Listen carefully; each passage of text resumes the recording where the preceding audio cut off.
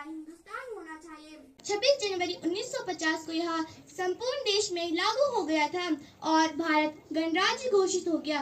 गणराज्य का अर्थ है जहां देश का सर्वोच्च पद वंशानुगत न होकर जनता द्वारा निर्वाचित हो। भारतीय संविधान अनेक देशों के संविधान के अध्ययन के उपरांत अपने वास्तविक स्वरूप को प्राप्त कर सका।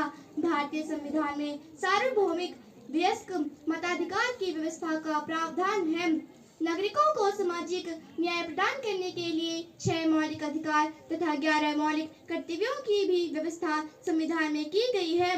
मेरा मानना है कि अधिकारों के साथ साथ हमें अपने कर्तव्यों का भी बोध होना चाहिए।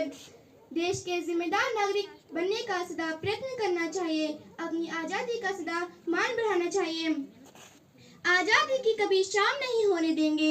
आजादी की कभी शाम नहीं होने देंगे। शहीदों की कुर्बानी बदनाम नहीं होने देंगे। बची हो जो एक बूंद भी लहू की, तब तक भारत माँ का आंचल नीलाम नहीं होने देंगे, नीलाम नहीं होने देंगे। आज हम उन उपलब्धियों का भी जश्न मनाएंगे जो देश ने आजादी के बाद प्राप्त की हैं। चाहे हम बात मिशन मंगलयान की करें, चाहे हम बात मिशन चंद्रयान की करें या फिर मिशन गगनयान की, आज हमारा देश निरंतर नित नए आयाम स्थापित कर रहा है और अपने आप को विश्व पटल पर स्थापित कर रहा है। अंत में मैं यही कहना चाहूंगी कि एक जिम्मेदार नागरिक होने के नाते हम अपने समाज के विकास में योगदान दें और देश को महान बनाने वाले मूल्यों और सिद्धांतों का संरक्षण करें। 2 पंक्तियों के साथ मैं अपनी वाणी को विराम देती हूँ।